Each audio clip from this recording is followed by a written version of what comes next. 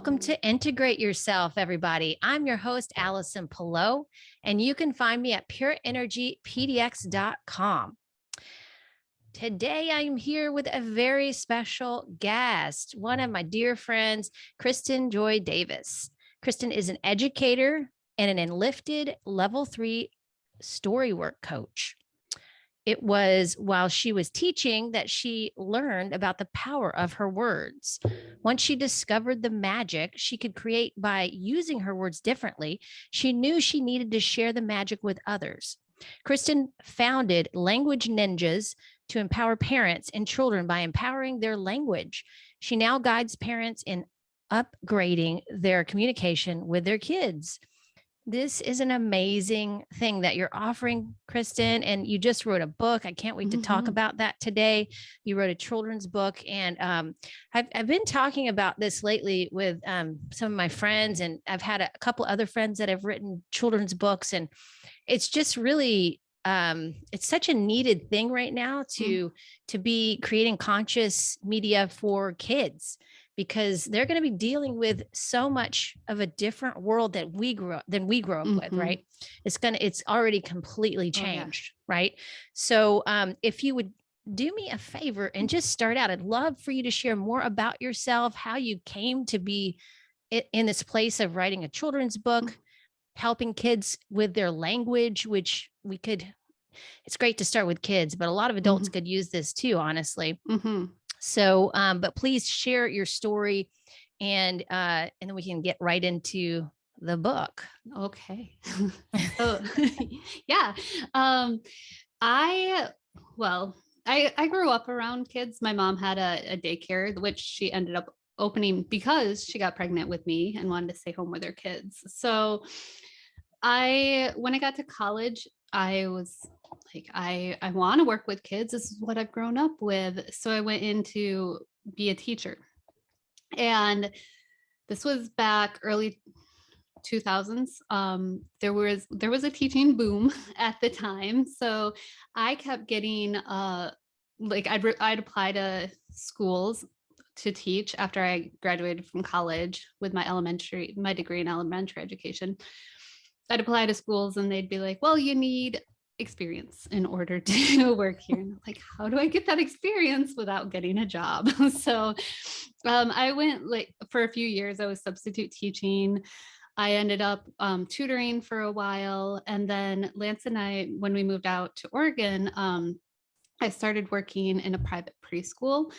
So I'd been working in various ways with kids for many years. And it was at this preschool where I really started to learn how my words were affecting the teaching and how kids were reacting and responding with me. This wasn't something I was taught at any of my time learning things as a teacher. There weren't any points in time where they were like, the way you talk to the kids, the words that you use are very important in order to get them to listen. Mostly what I was taught was, if they're not listening, yell louder. And yes. I was also told when I was doing my student teaching, I was told by my overseeing instructor that I may want to rethink my career because I was soft-spoken. I was like, what? Like, kids, like the idea shouldn't be that I have to be so loud that they can hear me. The idea should be like, they want to hear me, so they're going to quiet down. And so it'd been a challenge in the back of my mind for me to figure out how to do that without yelling, because I hated being the teacher that was yelling. It was no fun. And at the same time, ended up having to be that teacher for a while because I didn't know what other way to get their attention. And one year I had a little boy with autism and ADHD, and he had an aide that would come in all the time, about once a week, to talk with me and see how things were going and give me any tips. And I was having a conversation with her, and while we're talking, she was hearing what I said, and she's like, all right, so I want you to understand a little bit about how his world is. So she's she was trying to explain more the ADHD aspect to me, like how there's stimulants all over, but she had a really good example of, she's like, imagine that you're driver's training, first time in a vehicle, there's stimulants all around you, and all of a sudden your instructor yells, "Don't turn left." What are you going to do? And I laughed. I said, right. I'm going to turn like, left. Of course. Yeah. Yeah, that's what I heard. So when she told me that, though, she gave me 2 really great tips. Say what you need. Say what you want the kids to do, specifically him, but also all the kids. And you're going to be repeating it often. So she gave me those were the 2 biggest tips I had ever gotten, and they were still to this day most useful. Like, say what you need, and you're going to be repetitive. If you want, especially with him, it's like, if I want him to do something, I had to tell him again and again and again, and even show him how to do it. And funny enough, it worked with all the kids. Like, when I did the same thing with everybody, they all were listening so much better. And then that doesn't surprise me. No. And yeah, and then about a year after that, Lance, he's like, you know what, I want to get a life coach. And what ended up happening, instead of getting a life coach, is we went to training camp for the soul together, where we that was my first, other than like yoga and acupuncture, it was my first experience with personal development. And it was a deep, deep dive. Like, big one for the first time, huh? Uh-huh.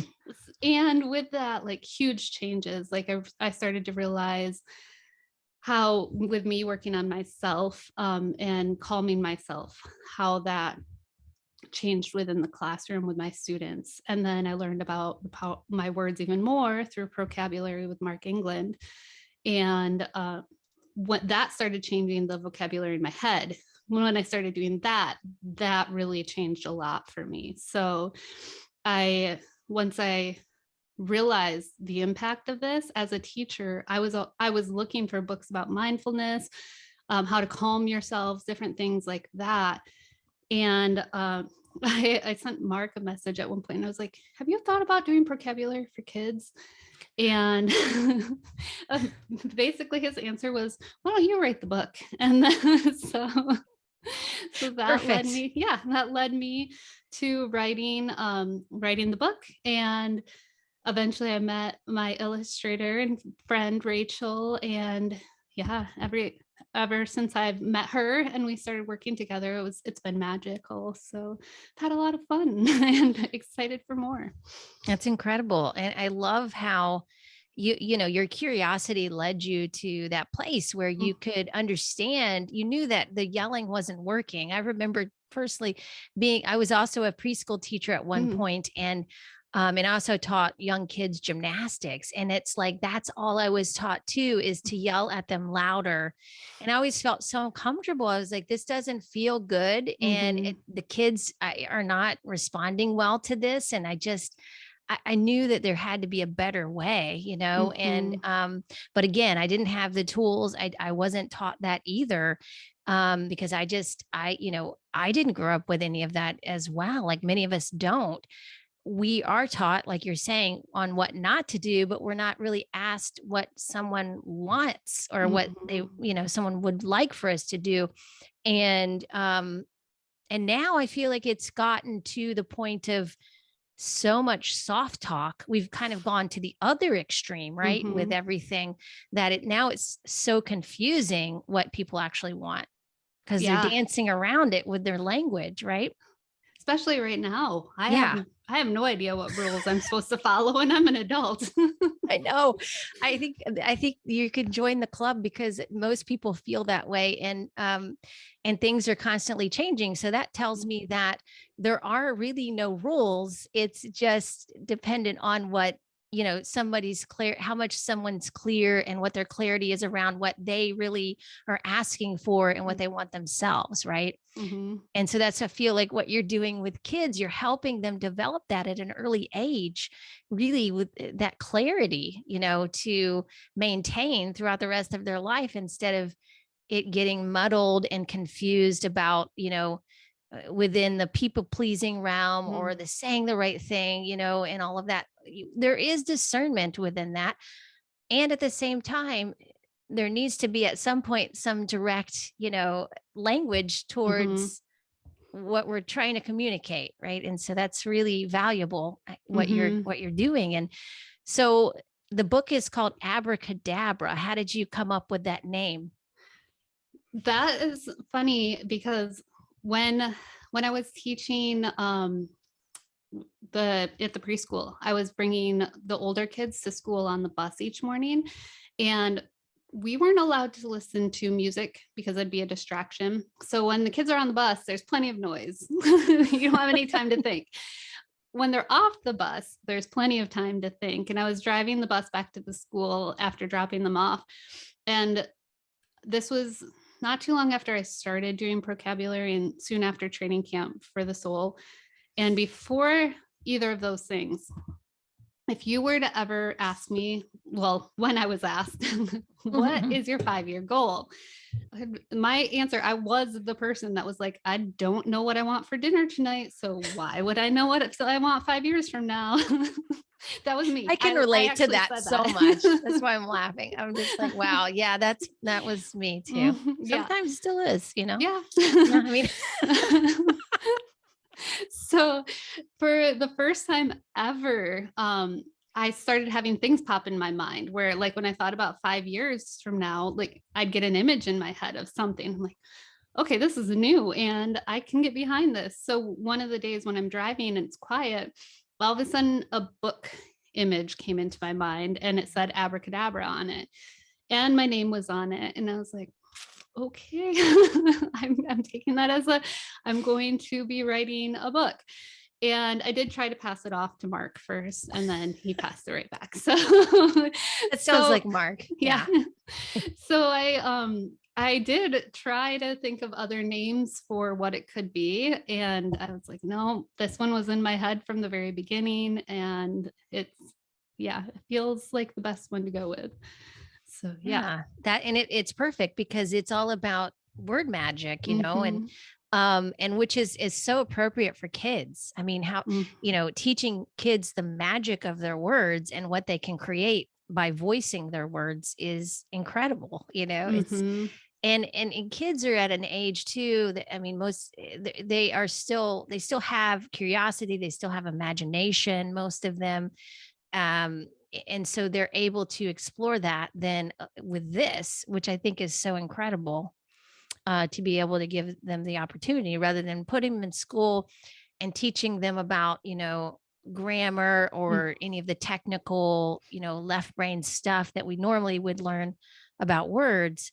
This is more giving energy and expression to words that they're using, which I think is really powerful. Mhm. Yeah, I remembered while you're talking about all the grammar in school. I was like, yeah, that's what I learned in school. I learned about how to spell words, what they mean, and at no point in time was I taught how to use my words in a way that empowers me. And yeah.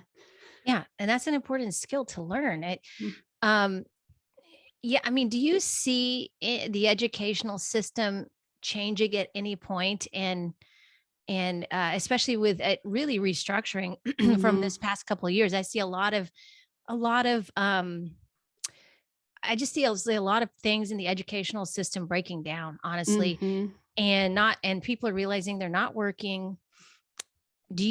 How do you feel about all of that? What's your take on what you see in the future with education? Do you think that we're going to be heading in a direction where we're becoming more mindful and conscious of language? Um, I'm hoping that all of these things can shift in a smooth way. And I have a feeling that the whole system's going to need to collapse before we can get where we need to. Um, However, with that being said, there are a lot of people who are parents specifically who are recognizing this system isn't working. And if they can, they're finding other educators that are also saying the system isn't working and doing either homeschooling or they're doing smaller groups of learning. And within those groups, I believe most of them are very set in the direction of I want my kids to be getting a full, robust style learning instead of sitting at a desk. Because what education is and has been for so long is getting the kids ready for the workforce. They're on work hours. They're like, they go to school before their parents go to work, and they get out only a little bit before their parents get done with work. So they're being trained to sit in a desk and follow directions. And that's largely what the education system is teaching, so that you grow up, you're taught to follow rules, you're taught to fit in a box, and you're told that the career that you're going after is going to be something that where you're working for somebody else, earning a paycheck. So, and now, especially with college students coming out with so much in student loans and not even being able to afford the life that our parents had without going to college, it's it's a mess. I really do agree with that. And I think the solution is to that the kids are going to have to become more creative as they get into the workforce. I think, you know, yes, it's outdated. The educational system really is. And for me personally, I was super bored throughout the entire time. The only my favorite classes were PE, art, and music, and I don't really remember many of the other ones. I remember calligraphy. I did. Oh no, sorry, cursive. We had to learn how to write in cursive, and things like that were fun. I loved when our teachers would read us books and share those kinds of stories. I believe like what is it? The Witch and the Warlock. That book from a long time ago. Is it The Lion, the Witch, and the Lion, Wardrobe? the Witch, and the Wardrobe. Thank you. Yeah. I know I said warlock. So that was I remember that book and just it opened up my imagination so much because the kid went through their closet and it opened into another dimension of reality. And I was like, oh my God, and everything else was pretty boring for me though. And I didn't feel, I was so excited. I just remember being so excited to go to kindergarten and start school, and then it was such a letdown. I was so disappointed. I just remember feeling that as a kid, so disappointed, almost to the point of depression that I was like in this, I was just like, that was a long time ago. I'm sure, it's probably hasn't gotten much better, although there are a lot of alternatives, but which is good. Yeah. But I'd argue it's gotten worse because at least like when we were in kindergarten, it was play is how you learn. Yeah. It was when I was in college still, I was nannying for a little boy, and we were in Michigan. His mom was moving back to Tennessee where they were from, and he was going into kindergarten. And she told me before he even got into kindergarten, he was already behind because he didn't know, he tested low. Like there were already tests for kindergartners. And so she was supposed to be doing catch up for him. Oh my goodness. Yeah. And so there is a lot less play and a lot more teaching them to sit. There's forcing, you need to know the alphabet, you need to know these sight words, you need to know how to write your name, and expecting every kid to do it at the same time. Where I remember in kindergarten, we did have benchmarks we had to meet. Yeah. But it was like, could you tie a shoe? Yeah. Yeah. It was fun. I actually loved kindergarten the most probably. And after that it was, and then I think when I got to 8th grade, I was in home ec and I loved that. I just loved like learning like real life skills or things that really, where I could experience them and not just sit and have to listen. That sucked. And I can imagine that many kids probably feel that way. And it's, and at what point are we going to become adults and realize we never got to play? Like what so many kids might be experiencing that, right now. And I like the idea of your book because it does allow kids to explore words that way and to play with words and so I would love for you to expand more about the book and what your intention is for it. I mean, how Mhm. you would imagine someone would use the book or experience it. Yeah. So the intent, well, that's a great like two-part to it too. Now Yeah. that the book's had about a month, a little over a month out, I'll put a pin in that because there have been some people telling me how they use it. So I'll come back to that part. How, like, when I wrote it, how I intended for the book, what I intended for the book initially, was to teach how we can use our words to empower ourselves. So, and me as an educator, I was reading books to the kids because I enjoyed them. So I know the adults are the ones that are going to get things out of it too. So there are even Right. some times where I was like, I don't know if the kids are getting the message with this. I don't even know if they're enjoying it. I like this book. I'm going to read it again. So I was keeping that in mind. I want that, I know adults are going to be the ones that are reading it most of the time. And yeah, so I wanted to put the message out there of how we can use our words to empower us. And so in the beginning of the book, the character Olive, like everything's going well. And then her dad tells her that they're going to move. And while she's still hopeful, she gets the new place and realizes things aren't the same.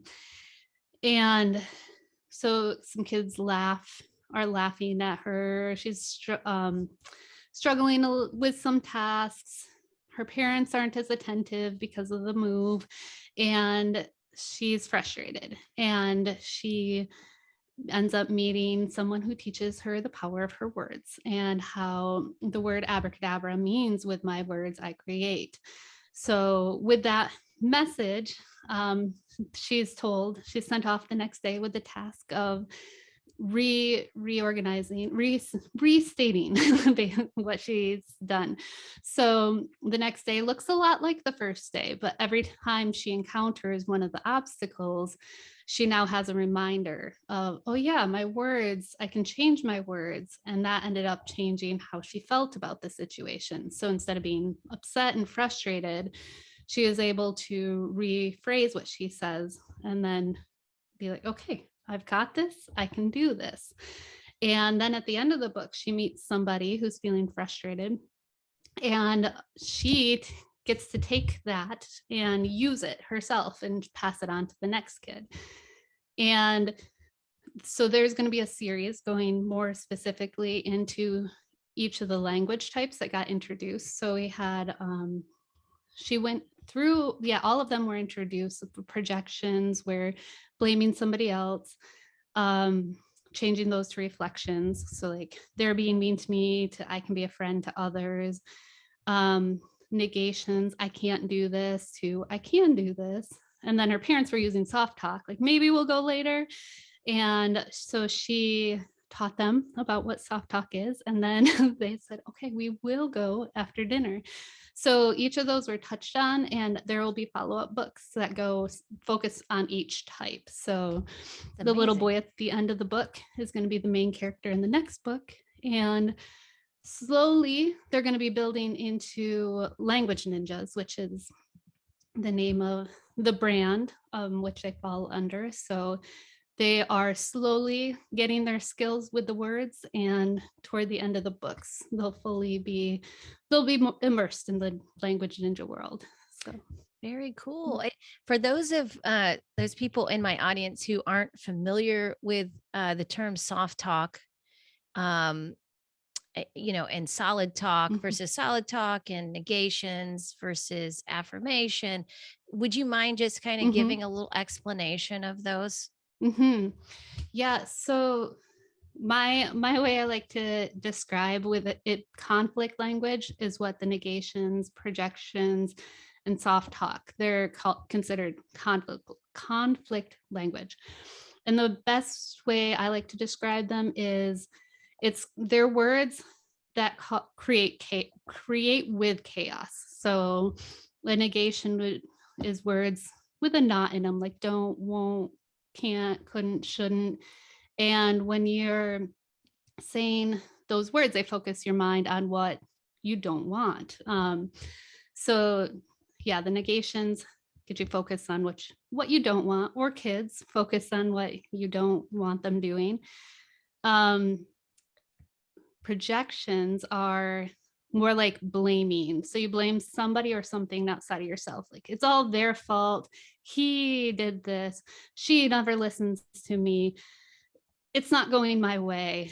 They are ruining my life. So blaming someone outside of yourself. And then soft talk are words that create vagueness. So could you maybe sort of do this thing for me? I used to do that. Kind of. I still say kind of. I have to catch myself when I say it. I just said it earlier, but yeah. And it also, I feel those words also bring, especially the projections, bring shame into the mix, right? Mm-hmm. Yeah. And well, shame or anger, depending on which way you look at it, because of how that inner voice gets in your head and it's like, he doesn't think that you're doing a good job, or he's always so mean to me. Like, is he always so mean to you? Or sometimes, yeah. Once in a while. He was mean one time. That day.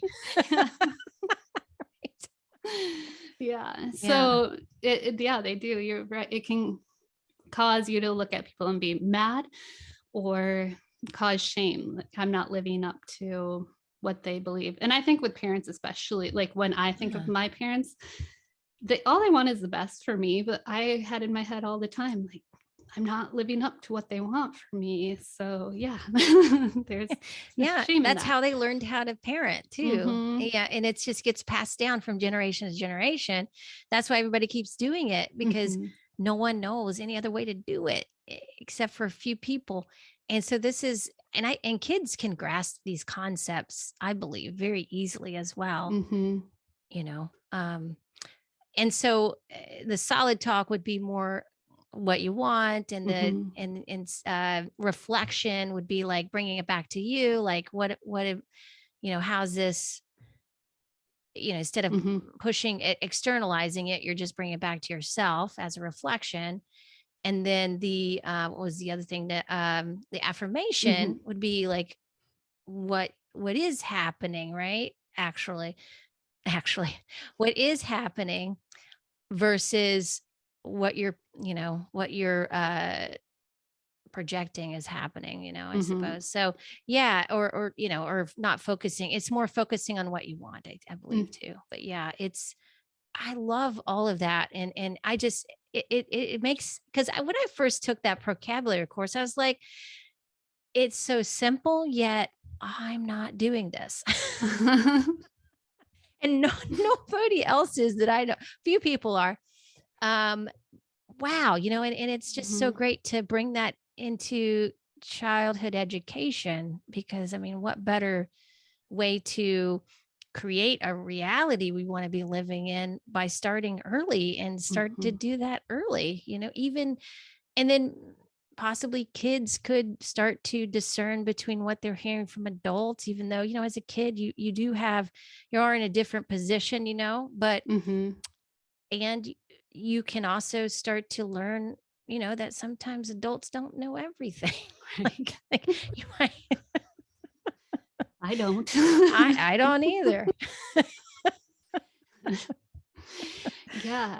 Yeah. So going back to how some of the parents have told me they've used the book on that note too, is what I've had a couple people telling me they've had their kids, maybe they're being upset with themselves, or they're having a hard time with their younger sibling. But the parents would pause them and say, hey, one of them said, hey, it sounds like you're having an abracadabra moment. And so her daughter, having read the book several times at least, and knowing what her mom was talking about, they were able to stop and reframe what was going on. And I think with that child, she was arguing with her brother and blaming him for things. So her mom helped her through it and got her to see it from another angle. And another parent said his 8-year-old daughter, he has a hard time getting her to see like how cool she is as a human. She's beating herself up about different things, and sometimes the attitude comes out, and he's like, hey, I think you need to abracadabra this. And she'll stop. Yeah. Yeah. And she stops and she rephrases it. And then even, well, he said she'll even smile when he says it and be like, all right. so yeah, there have been parents taking it. Another parent said her daughter mid-sentence stopped herself from projecting. So like she's blaming somebody for something and she stopped and then reframed it. And so, and when she told me that, I was like, that's so cool. And she's like, we've been reading your book nightly. That's so cool too. So, yeah. I mean, and it sounds like too, that what else a child would get out of this, and parents too, is a better sense of self-worth, confidence, and just overall clarity, which is so valuable. Most adults are looking for that, right? And I think this is amazing to teach kids how to do this. It also creates compassion for other people, Yeah. Like we don't know what's going on in somebody else's world. Mm-mm. All we know is how we felt based off of how they reacted to us. So absolutely. Yeah.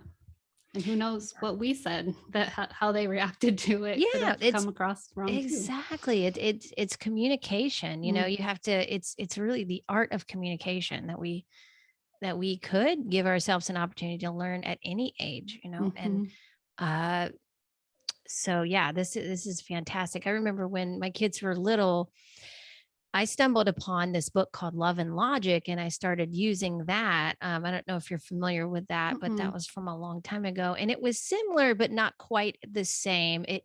What I liked about it was it allowed it kind of, because I was searching for something at that time. I was like, I don't really want to yell at them because I didn't respond well with that. That doesn't feel good for me, and it doesn't seem to get anywhere.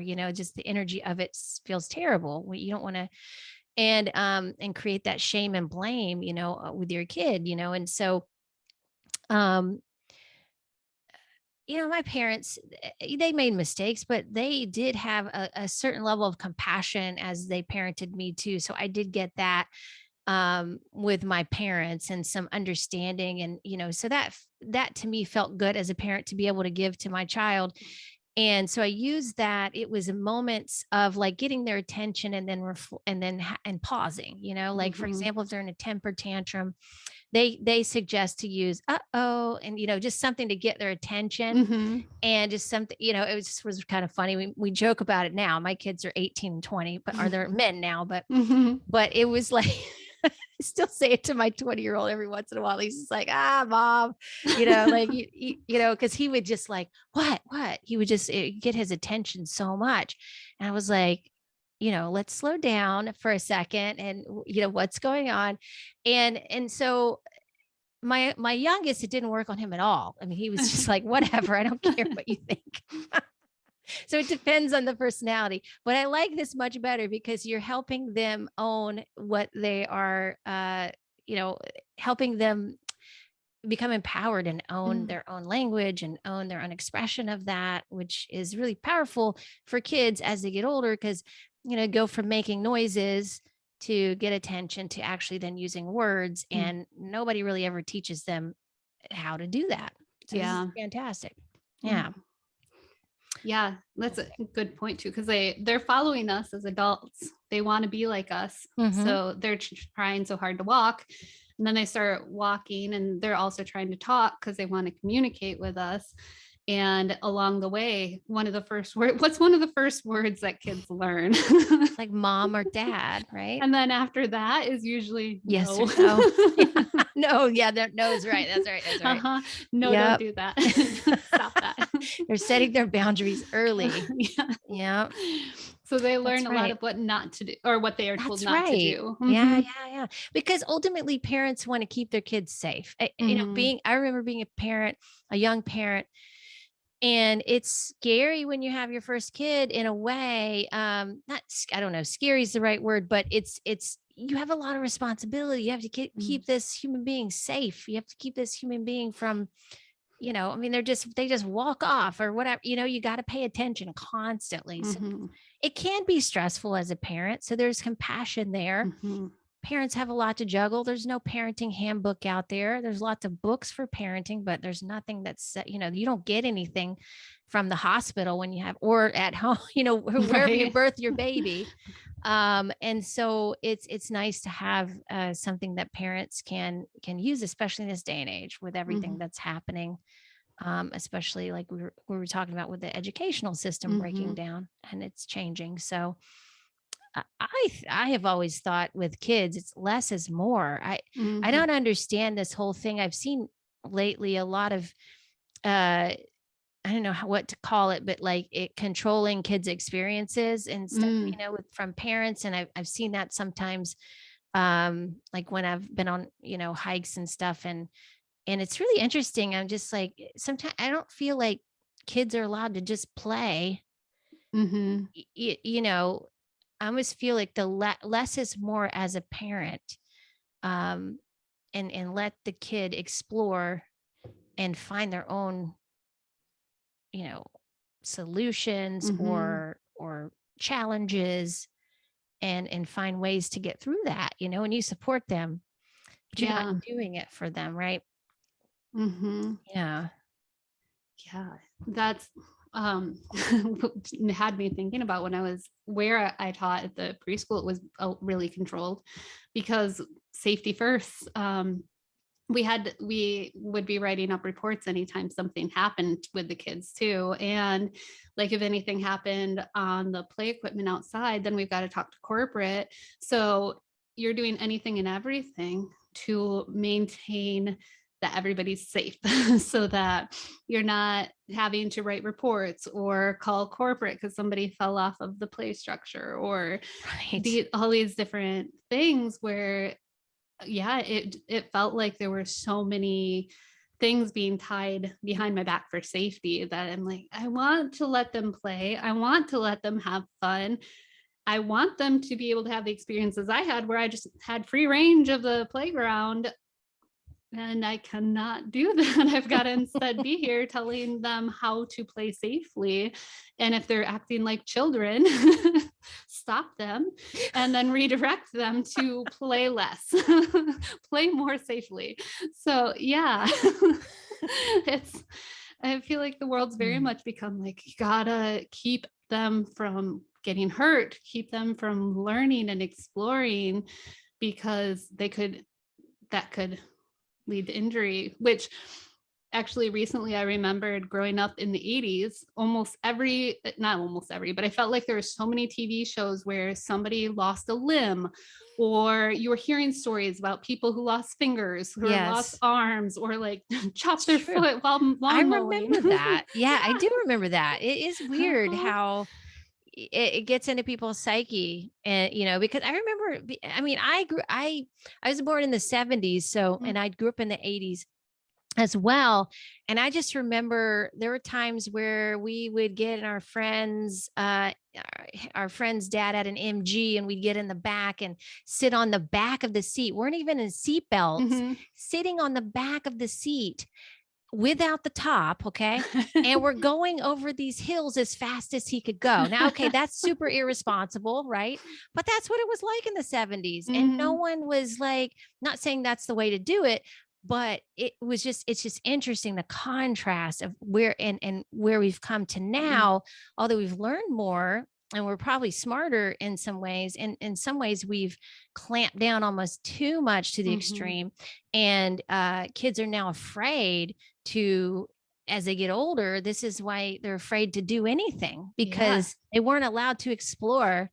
And I mean, I got hurt so much when I was a kid. I mean, mostly from gymnastics, and then my kids got hurt when they were Mm. younger too. Nobody wants to see their kid get hurt. Don't get me wrong. And at the same time, it's a part of life. It's a part of Mhm. life. It's a part of being active sometimes. It's a part of exploration. You hope that, it's minimal at best, right? But but it's another thing that is just a part of life. And Mm-hmm. um as well as getting dirty and, getting germs and those kinds of things. It's always been, people haven't worried as much about that until now. Mm-hmm. And it just, I feel like it might be creating a lot of anxiety for the next generation if we don't allow them to explore. It's Right. something that I've thought about. Like, again, I have a lot of compassion for parents. They're dealing with a lot of stuff right now. Mm-hmm. um I do remember, though, thinking to myself, as hard as it was at times, I needed to let my kids have independence so that they could eventually learn how to take care of themselves and be confident and trust themselves. Mm-hmm. Because otherwise, there's no other way to build the trust if you don't begin to trust them as they develop. Of course, there's developmental stages of that, Mm-hmm. right? And there's ways you can create independence and trust as they get older. There's different, levels of that. But I don't think that the importance is placed on that enough, because you ultimately, I mean, I personally want my kids to be able to take care of themselves, Mm-hmm. or when they were kids, and be able to think for themselves as well. Mm-hmm. Um, and they have become that. They're really, I love. They're such wonderful human beings. You've met them. Mm-hmm. So, Very free it's thinking. Yeah. yeah, Well, yeah. So, and I don't, as a parent, you have to, at some point, you're going to always support your kids, but you're not always going to take care of them like you used mm-hmm. to. And they have to learn how to parent themselves and take care of themselves. So I think that's like starting early to help them, even with just empowering them with words, Mm-hmm. letting them, trusting them with something like that is huge. Right. Mm-hmm.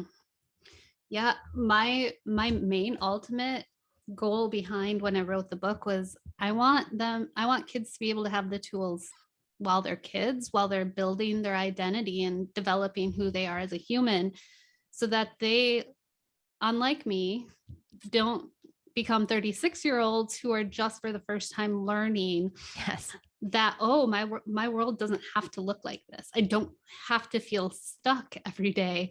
I get to decide what my life looks like. And yeah, realizing that, like, as kids, they're building their identities, they're building who they're going to be by picking from the people, adults in their lives, what they've learned. And if we can hand them these tools while they're building that, they get to grow up with the knowledge that it took me most of my current life to find out. Right. So, Let's hope they learn faster, right? yeah. It took us years to learn. Mm-hmm. Yeah. Go ahead. Yeah. Yeah. Oh, yeah. I was thinking, like, I ideally college is getting more and more expensive. Like, Mhm. it's not feasible for kids to keep at, like, 20 years from now, kids in college, if it goes up the way it is, that's not feasible for anybody unless you're super rich. So that another system that's going to, something major is going to need to happen with it. However, Yeah. these kids have tools to be like, I can do and be what I want. Their creativity is opened versus Right. realizing, being told you fit in this box and this is where you stay. They're thinking outside of the box, which means they can help solve a whole lot of things at a younger age too, because they're thinking outside of the box versus inside of the box. And we wouldn't need a whole bunch of kids going off to college to be running the hamster wheel, because they could figure things out without needing all that extra education, because they trust and they believe in themselves. And hopefully, because they're trusting and believing in themselves, they're experimenting and they're making mistakes and they're learning that failure is okay. And Yes. that's the That's so big thing. important. Mm-hmm. So important. And that, I think, is what's hugely missing right now. So many people are afraid to make a mistake, afraid to fail. And really, what we need to do is fail, because that's how we learn. Yes. We learn from our biggest failures. Mm-hmm. It took me a long time to figure that out. I was trying to be so perfect for so long. And then I was Mm-hmm. like, God, this is really hard. you know? It's really hard to It's make not everybody fun. happy. Yeah, yeah. Exactly. And that's how we learn how to make mistakes through play as well, Mhm. and it's a very easy uh there's not a there's not a whole lot of risk, Mhm. unless you're, I don't know, unless you're doing something crazy, but but as a kid, you're just playing, and Mhm. um everything doesn't have to have a purpose when you're a kid, and the thing about it too is imagination is so valuable these days. Mhm. If you can't use your imagination, or if it's hard for you to access your imagination, then it's going to be hard for you to break out of limiting thoughts and Mhm. beliefs that are keeping you where you're at. Right? And as well as like what you're talking about with new solutions and innovations that we need moving forward for really a new reality that we're stepping Mhm. in here. We need that creativity and thinking outside the box from the next generation for sure. As well, we have to step up to the plate too, Mhm. Yeah. Mhm. Yeah, we need their help. We So do. I don't want to put it all on them, but no, but if you have ideas, can we'll you take bail us them. out, please? But I do. I know you really inspired me because I was like, yeah, we need to start investing in the next generation Yeah. because this is important. And I love also what you talked about. I wanted to touch upon this about your idea for bringing in a conscious media show that Mm. would be based off the Oh, book, which yeah. is really cool. I love it. I I told you this last time we talked it. I loved this show called The Electric Company, or Mm. Electric Company, maybe it was just called Electric Company. And it was kind of the comp a little bit competitive with Sesame Street, but not quite as different Mhm. show. And it just brought everything like learning about words into more of a rhythmic aspect of that, Mm. just into, and it was so much more fun to learn that way, right? Mhm. Because that's how we were built to learn. We're built to learn through sound, through song, through dance and creativity. Mhm. That's how we remember things. It's not through memorization.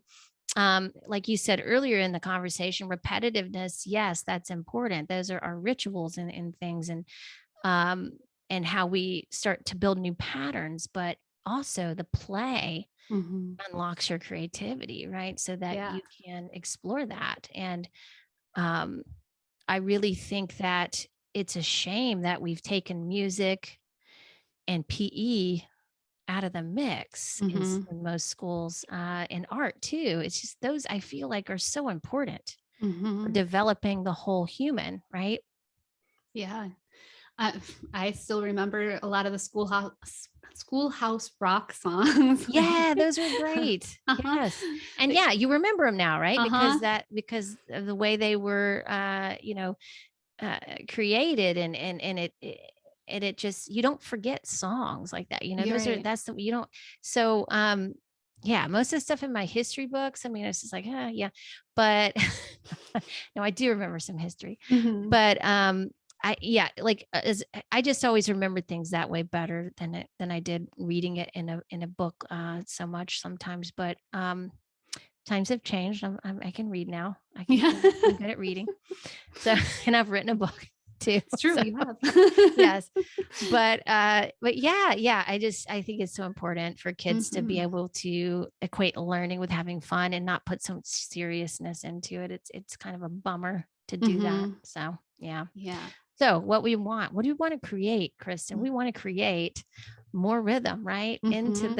the mix with the words, the empoweredness of the Yeah. words. And so, yeah, and help people, like you said, not wait till you're 36 to know that you can create your own reality. Start Right. when you're 5, Yeah. right? Mhm. Exactly. Well, I this was an incredible conversation, Kristen. I really had so much fun, Me as too. I knew I would. Um, please share with my audience how to find your book and Mm. anything else you want to share about your book. Mm. My book can be found on Amazon. Abracadabra, I know what to do. So that's where it's currently the only place it can the only place it can be sold. Other than through my website, KristinJoyCoaching.com, I have an option. If people want to have a signed copy, I sign it and put a few goodies with and ship them off. So put some extra love into the book. Nice. So yeah, the book, the main place to find it is Amazon. And yeah, at my website, there's the book there. And then I also have some resources, free things and a few that are paid, but there's coloring pages. There's a companion guide, I think is what we called it, but a guide for if you want to go deeper with the book. So it goes a little bit into some of the talking points in the book, and also trying to remember now what we put on it, but some questions to think about. So going deeper into what Olive's feeling. One thing that Rachel did a really amazing job of was showing Olive so boldly and really zooming in on her emotions. So talking points or questions to go deeper into the book to ask kids, like, what is Olive feeling here? Have you ever felt this way? Getting more conversation going to interact with the book. So there's a few resources. There's wands that are in the back of the book, and they're paper wands. So being aware that these paper wands, once they're cut out, could disintegrate pretty quickly. There's more of those on my website. So you can go print some off for free, get more wands, share wands. That's awesome. Do some. So. I love that. Oh, you know what you could do? Just giving you some ideas here. Yeah. Just came to mind. Help people create their own wands at home. Like tell them maybe they could use as an art project to create their own wand. That's a good idea. I am working on getting good ideas for my email list. So that would be a great one to go into an email. Yeah. Because that could be a lot of fun. Mm-hmm. Well, awesome. And what's your website, Kristin? My website is KristinJoyCoaching.com. Awesome. And let's see, what else? Instagram. What's your Instagram handle? There's a couple. So the one specifically for the book is Language Ninjas, and all one word. And then if you want to learn a little about me or see the random things I'm up to, Kristin.joy.davis is another. So, and you have a podcast as well. So Pirate Living Podcast. So there's another Instagram for that too. So if you want a taste of what Pirate Living Podcast, what we talk about, the Instagram's a good place to get the taste for that. Wonderful. And, yeah. Well, thank you so much. It's been so nice to talk to you, friend. Mm-hmm. Thank you for connect again. Chatting. Yeah. Yeah. Hopefully we'll see each other soon. Yeah. Okay. Bye, Kristin. Bye. Thanks so much.